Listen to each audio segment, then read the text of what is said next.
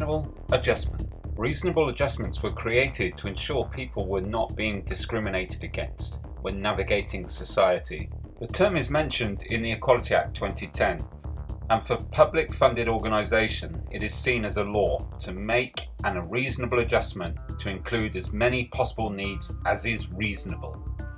When dealing with private organisations, reasonable adjustments are very strong guidelines, meaning it is not illegal not to make an adjustment.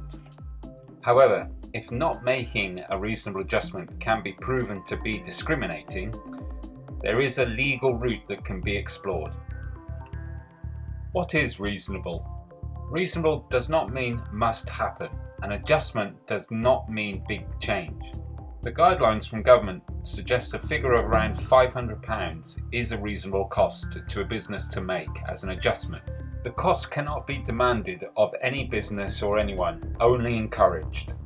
Reasonable adjustments are just that, what realistic alternatives can be asked of an organisation to accommodate a disabled person's needs.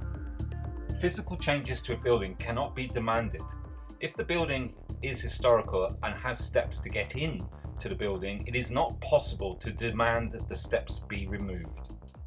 What is possible is that you could ask the organisation to supply a removable ramp or allow a different entry point to be made available. Adjustments aren't big changes.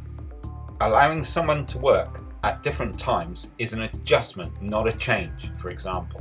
Reasonable is the key word.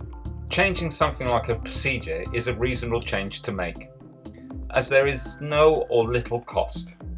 Any change or adjustment that has no financial cost is usually strongly encouraged as a reasonable adjustment and should be granted.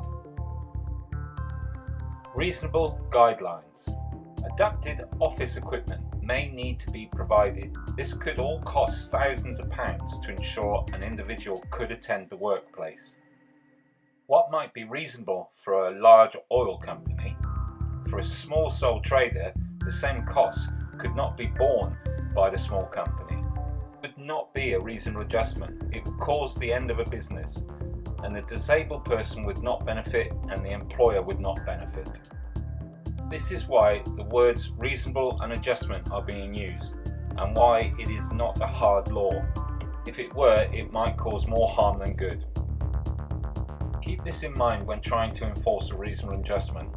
If there is no or very little financial cost, the adjustment is likely to be reasonable. Reasonable adjustments for autism. When dealing with physical disabilities, reasonable adjustments are more understood. A wheelchair user needs a ramp to enter the building. Easy choice. With autistic people, it can be harder to encourage an adjustment to be made, as most high-functioning autistic people don't look disabled.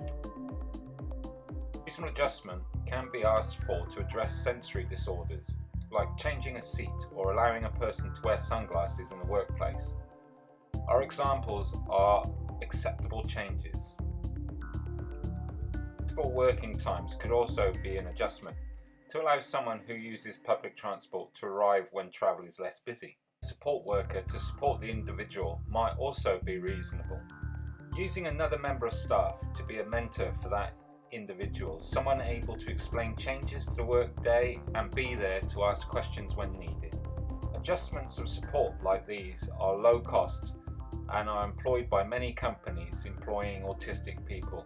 Thank you to all those people who support autistic people. If you'd like to contact us, please feel free.